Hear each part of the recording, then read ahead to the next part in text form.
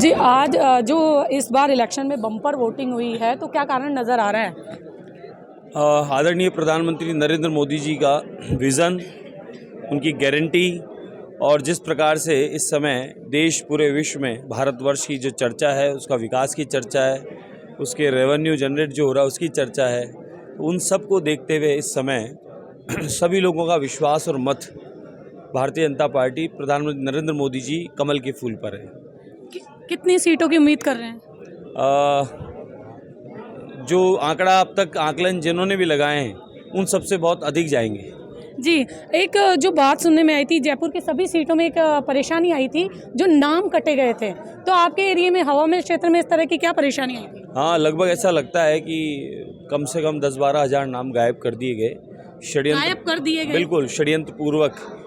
इसकी हम लोग जांच की मांग करेंगे। किन लोगों ने ऐसा किया है, किन के कहने पर हुआ है कि जब लोग मतदाता वहां जब पहुंचे हैं बड़े प्रसन्नता से, उत्साह से, तो जाने पर पता चला कि उनका नाम ही नहीं है।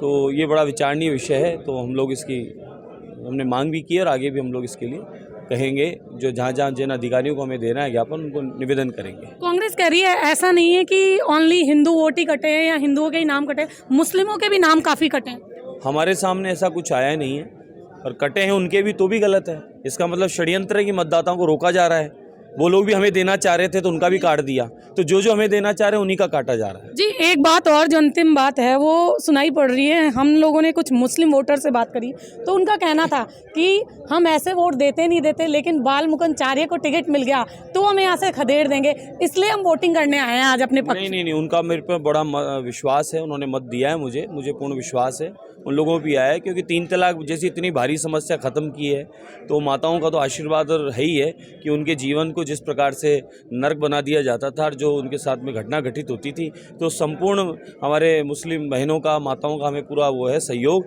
और भाई लोग भी चाहते हैं विकास, क्योंकि अब तक कांग्रेस ने सिर्फ उन्हें फंसाए रखा है कुछ मुद्दों पर, लेकिन वो लोग भी अपना विकास चाहते हैं, आगे आना चाहते हैं, देश की मुख्य धारा में जुड़ना चाहते हैं। तो उन लोगों का भी अब हम पर मत और विश्वास है। ऐसा कुछ नहीं है, ये तो चर्चाएं हैं, बाकी सच्चाई कुछ और है। जी।